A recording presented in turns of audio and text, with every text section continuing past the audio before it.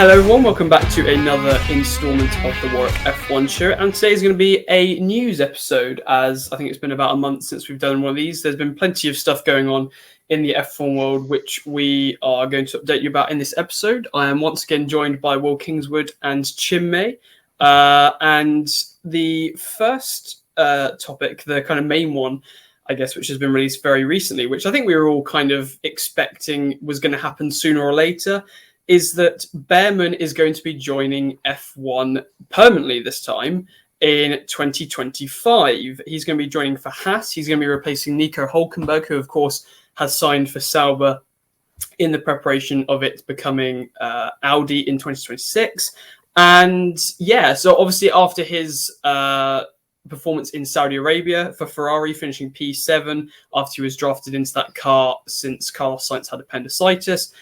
Obviously, it seemed very impressive to the teams up and down the grid, and also to us fans watching at home. And I think it's safe to assume, as I said, we kind of expected after that performance, a bit like Liam Lawson in a way, even though he hasn't come to F1 yet, that we can say that after that performance in F1, we could have expected him in F1 sooner or later. Is that fair? Yeah, I mean, you've got he's clearly a talented driver. He's part of the Ferrari kind of young drivers academy, and it, I think, makes sense to put him in the Haas, which is beginning to turn into it's a good car. I think it'll be a good environment for him to go into, kind of show what he can do. And we'd assume having an experienced teammate alongside him in Kevin Magnussen for at least a year to kind of show him the ropes. But no, I think this is a drive that he definitely warrants. I think it's a good move from Haas to kind of get someone newer in, and then we'd assume that Ferrari would be keeping their eye on him into the future. And if he performs, there's no reason he can't go to Scuderia Ferrari and then probably replace Lewis Hamilton when he ends up retiring. Yeah. Yeah, no, obviously, like Will said, Haas has especially stepped up a lot in the last few weeks and races, and especially, depending on who he gets as his teammate, which probably at the moment does seem like Kevin Magnussen is still 50-50 whether he is going to continue. Obviously, he has underperformed compared to Hulkenberg, so either way, I do expect Haas to at least keep a certain experienced driver alongside Ollie Bearman anyway. So, yeah, it's definitely going to be a good at least sort of starting point for him. He's not going to be at the very back of the grid. So, yeah, it'll be interesting to see what happens. I think the thing that seemed worrying to me when that news broke, or the one thing that kind of sprung to mind, I suppose, with that was, we know how difficult it is for young drivers coming into F1, and I just wonder whether he's actually quite ready, because obviously, yes, he did a very amazing job in Saudi Arabia getting that P7, but this is just one result. Obviously, in F1, you have to be consistent, race in, race out, and if you look at F2, he's only sitting in 13th place at the moment, and he hasn't really been that incredible. Obviously, when drivers, for instance, like Russell and Lando Norris came in from F2, these were drivers that were leading the F2 championship, and so you could argue then that they were more ready to hop into a seat where they'd have to consistently deliver. Whereas Bearman is down in 13th, and he's only really proven himself in a car once in Saudi Arabia, and I hate to think that he's maybe being rushed into that seat, and because we've seen it before, maybe with Nick de Vries, for example, when maybe they're moved into that seat too early and their career is maybe hindered as a result, compared to if they were in F2 maybe for another 1 or 2 seasons, and then they'd be much more ready for that F1 seat when they stepped in. So, for instance, just with the news that we'll come to in a minute, is that Kimi Antonelli, he's not signing for Mercedes yet because Toto Wolff thinks he needs more time in F2 before he's ready to jump into an F1 car. Do we think that maybe that is the same case for Ollie Bearman, or is it different in this case? I think it's always a concern. You've always got to kind of think about whether the driver's ready for F1. Obviously, F2 and F1 are very different kind of formula, very different disciplines, where some drivers will do well in F2 and then will struggle in F1. I think the F2 kind of standings, there probably needs to be a little bit of context taken.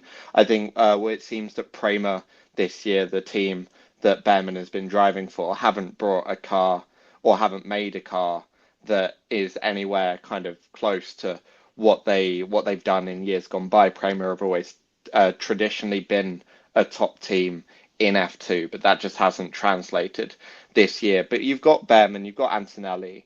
They've had some good results. I think they both got a win each. But the F2 season this year has been really, really odd in terms of its results. We've seen, I think, in about it's either 13 or 14 races, we've seen 12 different winners. It's kind of all over the place at the moment in F2. And I guess we're talking about it from an outside perspective. Like, I'm sure Haas and I'm sure Ferrari and I'm sure like everyone has kind of spoken with Bearman. He's been in I would imagine he's been in the simulator a fair amount, kind of doing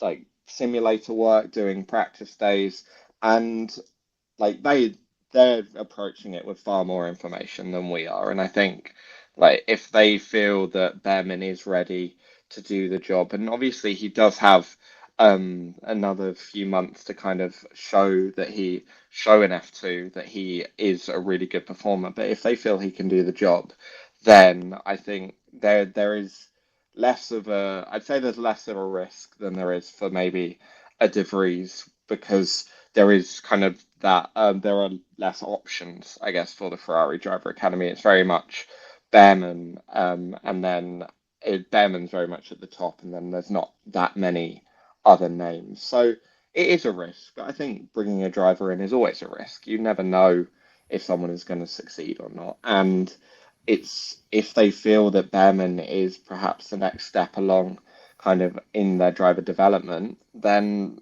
I don't see a reason why they shouldn't bring him up if they feel he is ready at the moment.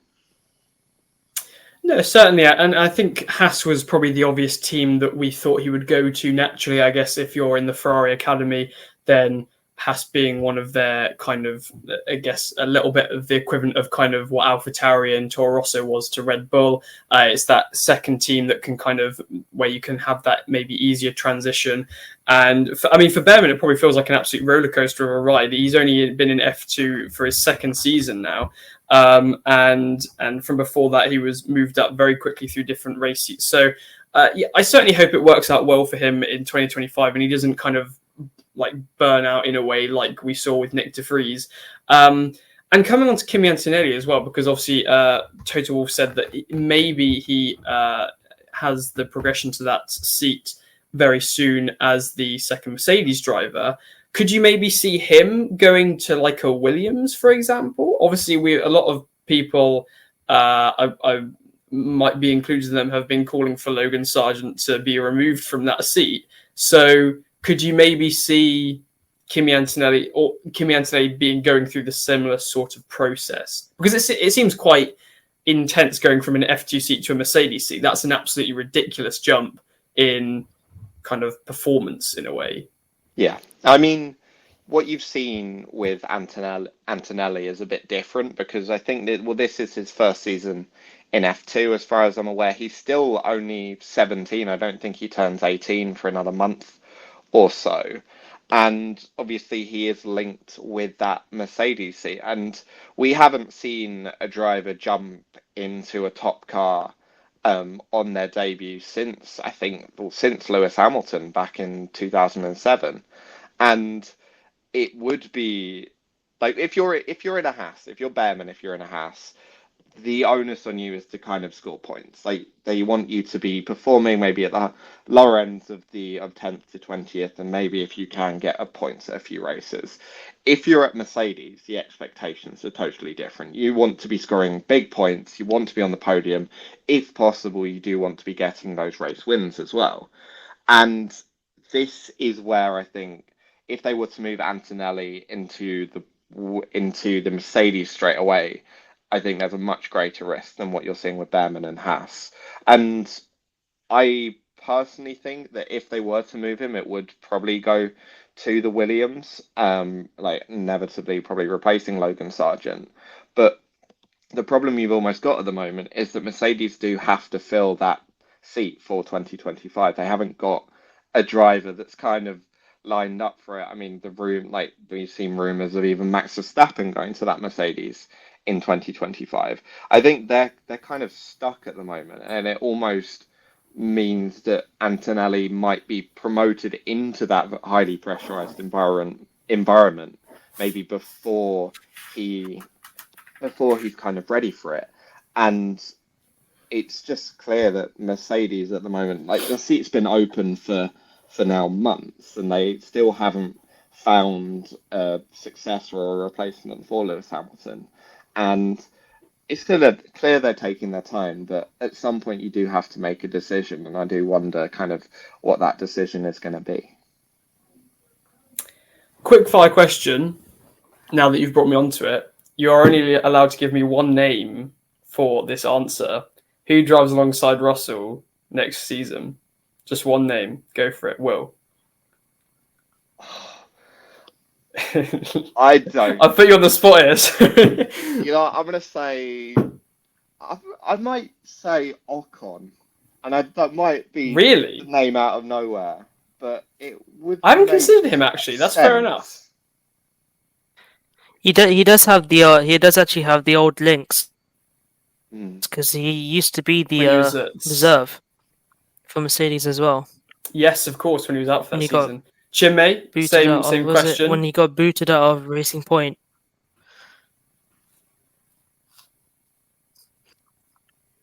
Ocon was going to be my answer, but I'll go for a different one just to make things interesting. Carlos Sainz. I still think he can go for it.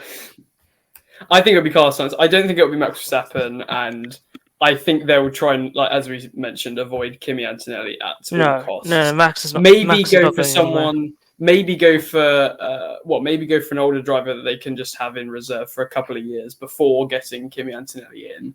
But we shall see about that. And speaking of other kind of drivers up and down the grid, we just also have a few contract extensions that we've had. Stroll is probably the obvious one. We always knew he's got a permanent contract there. Will shaking his head. But he's certainly showing his worth more than other drivers. I'd say he got a decent result in Silverstone, as we know. But the more surprising ones, I thought, were Tsunoda and Gasly. Tsunoda being, I think, quite surprising because, well, we thought that at this point, Red Bull might be kind of maybe hinting at holding off on the renewal of his contract at RB, maybe thinking if they wanted to get rid of Perez. And we've spoken a lot on this podcast of whether we think that he is ready for that seat.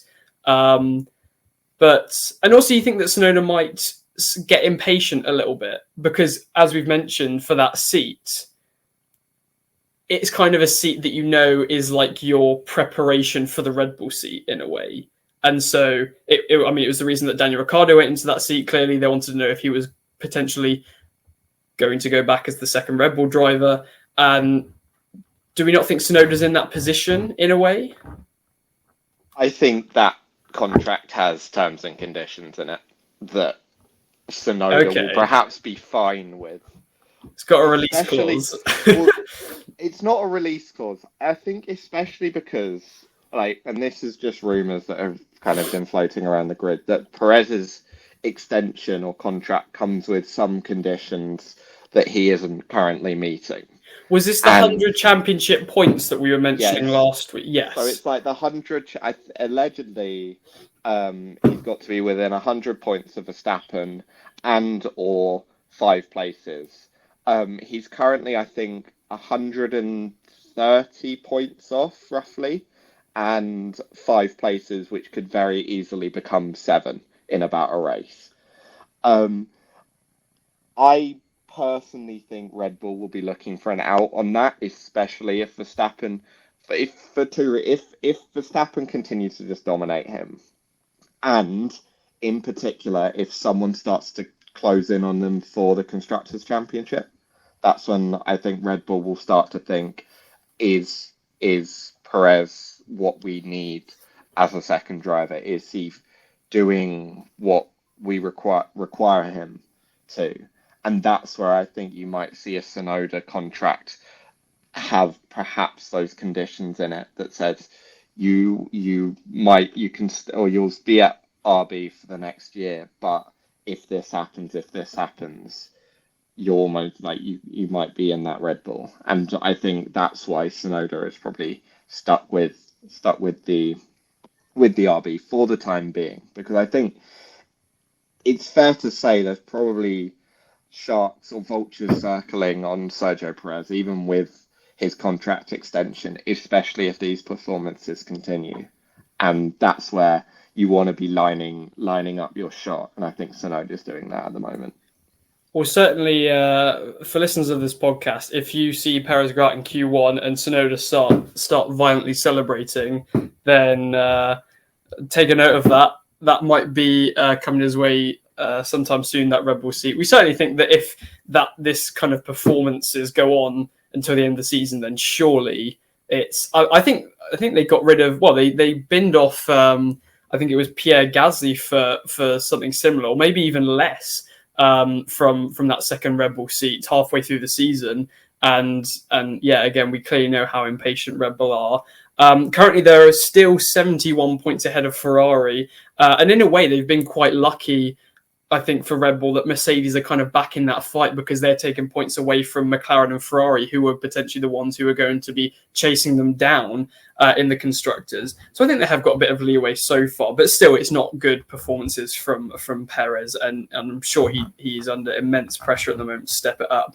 And the other one was Gasly as well. We should just quickly mention he obviously thinks that despite the recent form that things are still going to go all right. I mean, obviously he knows a Frenchman and he's driving for a French team. That's probably a big part of it, and being kind of proud to support be driving for a French team. But he's obviously feels more respected and liked at that team compared to Ocon was, and seems to still think that they're at least going in the right direction.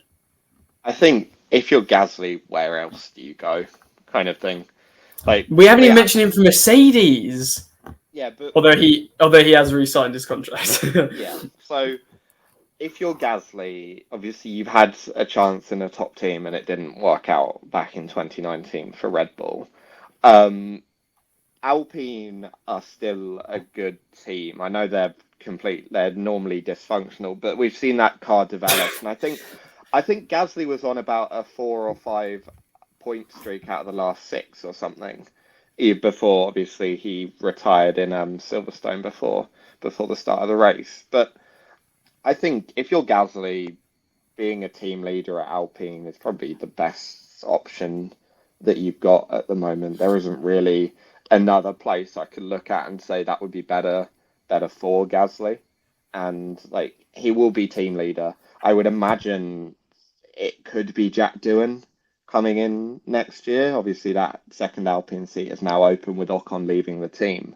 And I think regardless of who comes in, unless it is like someone completely out of the blue and like exceptional, Gasly is going to be that number one driver in a car that is traditionally at least near in the midfield and nearer the top of it on occasion. And I think that's a good situation, good environment for him to be in. I don't see why he'd want to change that, and I'd imagine that's part of the reason he's renewed his contract.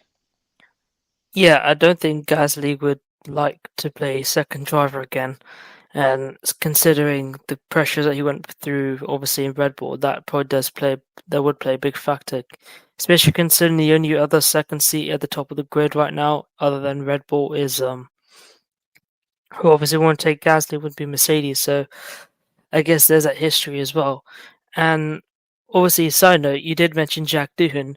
Will this be the first time that Alpine can actually get one of their academy drivers into an F1 seat of their own? Because obviously we had could very well be, actually. Now you say that, that's because obviously the previous intention was Oscar Piastri, but we all know how that went down. Thank goodness he went to McLaren instead. I reckon he's beaming with his career choices at the moment. fighting at the front of the grid instead of for the smaller points down in 10th place. But yeah, so obviously he feels that maybe he's going to prioritize being a first driver and not and feels like that he's in the right place for now. And we have seen that Alpine have made very big leaps from their deficit at the start of the season, and they are a works team, so we do expect them to do that. So that's pretty much it from the drivers. The only other thing I want to mention is we have any eagle-eyed viewers from who went to Silverstone last weekend would have noticed an odd F1 looking car, but not one that is actual one on the grids driving around occasionally. And that's because Brad Pitt was back there filming like he was last year. And finally, we've got a teaser for the film that's been released, which is coming to us next year in the summer. Thoughts? What did we think? I thought it looked promising. It's got Gunsteiner in it, and someone swears at him in the teaser. So you've already got my attention there. Right. I think it'll be good. I think it'll be fine. I also don't think it's made for hardcore F1 fans. It's made for the general public. I think the thing I just thought of was after Top Gun Maverick came out, and hear me out. Yes, I got exactly the same vibes as this. Yeah. No, I completely agree. But after that came out, I watched a video on YouTube of like two fighter pilots reacting to one of the scenes. I think it was the dogfight scene, and they were just constantly going, "That was wrong. That wouldn't happen. That would get you fired." And I think that would be the same thing that, like, I will go watch it, and I think it'll be the same thing, same way I'll watch it. I'll be like, "That's not Silverstone. That's not realistic. Why are they swapping hards on in wet weather conditions? That's stupid." And I think that, like, I will go watch it because it's an F1 film, and I would imagine it will be filmed really well. It'll be really entertaining, but it's not made for me. So I think when you have, like, obviously people that are reacting to it now are going to be hardcore F1 fans, and I think you have to take their reactions with a little pinch of salt, in that it's probably not made for the people who are going to spot every mistake. It's made for the general public who just want to go and see kind of a film based around a sport that is very much grown in popularity over the last kind of 6-7 years. And one that will be, I would imagine, filmed really well and will be kind of akin to that Top Gun Maverick experience. Well, you did mention of like how we're going to be picking stuff out, I did have that experience watching the teaser, because the first two lines of the trailer are that Brad Pitt, he basically says, "Oh, Mercedes, Red Bull, and Ferrari, they're good on the straight, so our car needs to be good in the corners." And it's like, yeah, Mercedes don't, and Ferrari, they don't just forget about the corners and like just strap a rocket ship to the back of their car, as the Mercedes sometimes calls. And also he talked about who talked about the car being safe, but obviously they're not going to have FIA stringent regulations on the cars in this film. It's just going to be doing whatever the hell they want. Anyway, Chinmay, what were your first thoughts on the trailer? Were you getting kind of similar vibes from what me and Will were getting? Yeah. No, it's actually quite funny they do mention Top Gun Maverick, because I believe it's been directed by the same guy as well. So yeah, it looks very similar camera work of like the cameras on board and stuff like that. Yeah. Yes, I'm interested to see what they do with the film. Obviously, I think the funny bit from Silverstone though was the fact that was it Fernando Alonso's reaction when Brad Pitt was just casually walking as if he was one of the drivers in the press area? Yeah. I think they'll film some shots of him just walking down or something, and Fernando Alonso just looks totally confused. And that was probably my moment related to that film. But I think like Will said, it's going to be like hardcore F1 fans pointing out everything that's wrong with the film. Bit like Top Gun Maverick, and basically it's going to be like watching an episode of Drive to Survive in an hour and a half film, but just probably an actual story, and hopefully obviously expected to be dramatized because it is actually a feature film. But yeah, no, I'm very much interested to see it. I would definitely go and see it. Yeah, certainly, yeah. and I don't suppose. But I guess that's the problem with Top Gun Maverick is I guess like a very small percentage of people who probably watch Top Gun Maverick are actual fighter pilots, but then there's probably going to be a very large portion of people who watch that film who are F1 fans. I guess we just need to maybe not look at it too deeply. But I think the important thing that they were at least meaning to show in the teaser trailer is that you can obviously see they've gone to the effort of the attention to detail by actually filming at the circuits. And all of the shots, as I said, gives Top Gun Maverick vibes of you're actually there in with them in the cockpit in the driver's seat. And I think it will be a film which is like technically and visually phenomenal. It's we haven't really got much on the story as such. It's just going to be that kind of classic kind of rivalry. It gives me kind of like modern day Rush kind of thoughts in that it's going to be a film about some kind of rivalry in the team. And I guess trying to achieve what Drive to Survive did, which is dramatizing a little bit F1 and kind of trying to draw in more fans or more of the wider public as a result. But still, nevertheless, I think it's really exciting that we have all of these things of trying to branch out F1 into the kind of wider media, and it should be very exciting, I think, for releasing in the summer 2025. But we shall have to wait with that one. Can we think of anything we've missed? I think we've covered most stuff. I think around this time it's mostly kind of driver information of who's going to be in what seat, and we'll definitely have another news episode, I'm sure, in the summer break when we get more news on things like the Mercedes seat and news on like Sergio Perez, etc. I think that's pretty much it, is it? Cool, perfect. Right, well, thank you very much for Will and Chinmay for joining me. Thank you very much to you guys for tuning into this latest installment of the news. And until next time, goodbye.